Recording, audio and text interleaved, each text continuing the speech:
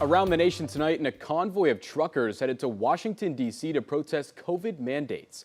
Organizers for the Southern Freedom Convoy say 300 to 400 trucks are making their way from Alabama to the Capitol. Even though Alabama doesn't have any COVID restrictions, the same isn't true in other states. So they say they're protesting on behalf of the states where mandates are still in place. And once in D.C., they plan to have a massive rally with other trucks from across the nation. Meanwhile, in D.C., preparations are underway as President Biden is set to make his State of the Union address on Tuesday. Officials are expecting protests to take place, and they've laid fencing around the perimeter of the Capitol. At least 700 National Guard troops have been deployed to help with crowd and traffic control.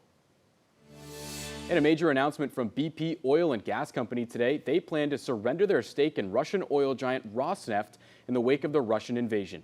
BP's stake is nearly 20%, amounting to $25 billion at the end of the first quarter. The move ends 30 years of doing business in oil-rich Russia, and Rosneft accounts for around half of BP's oil and gas reserves and a third of its production.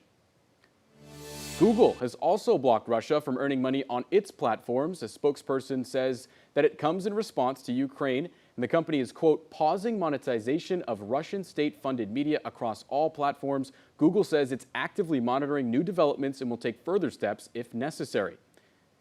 And on a similar note, bars across the country have been removing Russian vodka from their shelves. Evil Pie restaurant in Las Vegas replaced Russian vodka with Ukrainian vodka and is offering $5 shots. They say the proceeds from those shots are going straight to the humanitarian relief. And we are getting rid of all Russian vodka. We're not going to be pouring any Russian vodka until this crisis is over and things are resolved. And again, they're just one of many restaurants, bars, and liquor stores across the country pulling Russian vodka off their shelves and replacing it with Ukrainian vodka.